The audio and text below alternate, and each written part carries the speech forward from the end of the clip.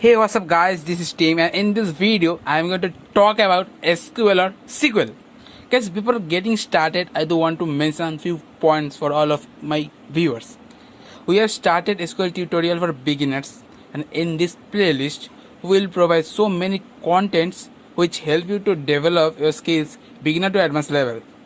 Before direct jump into SQL or SQL, we need some prerequisite, and we need to know why do we need SQL or SQL, and need some prerequisite, and we need to know what is database, and then we need to know what is DBMS, and we need to know a little bit about ER model.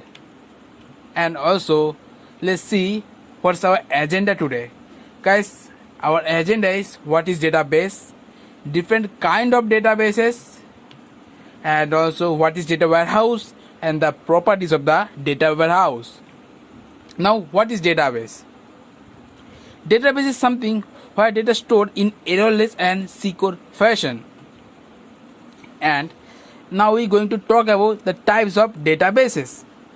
So first one is relational databases, and the next one is NoSQL databases, and the third one is cloud databases, and fourth one is columnar databases, fifth one is white column databases, sixth one is object oriented databases, and seventh one is key value databases, and the eighth one is hierarchical databases, and the ninth one is document databases, and 10th one is graph databases, and 11th one is time series databases.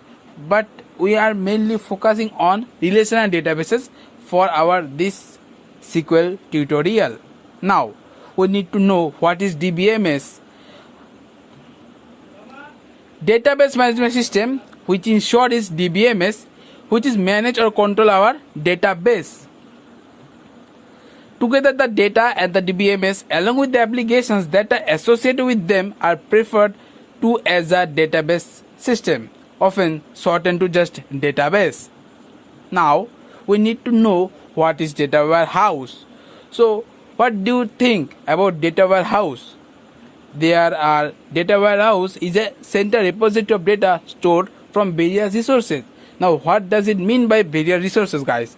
Various resources mean data can be come from many sources, and all data stored in a repository which is called data warehouse. Now data warehouse has some properties, and the properties are it has to be subject oriented, and it has to be integrated repository, and it has to be non-volatile, and then it has to be time variant.